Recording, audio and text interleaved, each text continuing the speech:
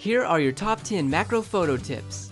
Tip number 1, remove camera shake. Macro photography can have a small depth of field. Because of this, camera shake can easily mess up your photos. Tripods help tremendously. However, if you are chasing live subjects for your macro photos like I am, a tripod isn't an option. Purchasing a macro lens with an image stabilizer will help counteract camera shake. Good lighting is always helpful too. Consider purchasing a ring flash to evenly illuminate your subject.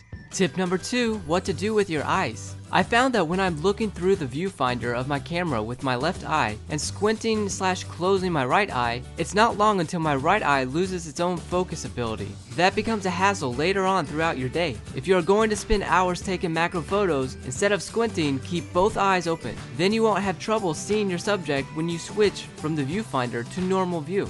Tip number 3, backgrounds. The object in focus is your primary goal, but pay attention to your background that's out of focus. You may be able to bring in different background colors by moving your camera slightly over. Your macro photo can change instantly with a simple shift of your focus and camera angle.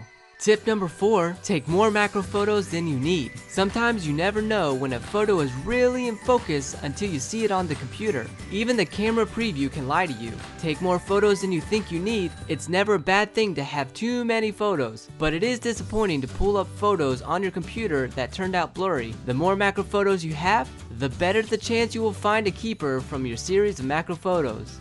Tip number 5, get on the ground. Don't stand over your subject to take pictures. Get on its level. If the subject is on the ground, then you should be also. Tip number 6, increase macro magnification. If you want more magnification power, one cheap way is to purchase a close-up lens or a close-up filter.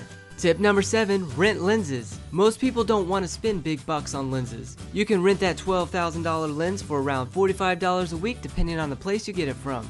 Tip number 8, L-grade glass. Consider buying the L-grade glass for your lenses. It's a higher quality glass. Lenses tend to hold their value much better than the camera body, which can help you justify the expense to your wife. Spending the extra money for a good lens will increase your photo quality. Tip number 9, read lens reviews. I found that thedigitalpicture.com does a good job on reviews for lenses. Tip number 10, build a macro photo studio box. If you want to have better control over your backgrounds, then try building a macro photo studio box. This studio box can provide your photos with a plain white or black background. You can even use different fabrics to create a more colorful background.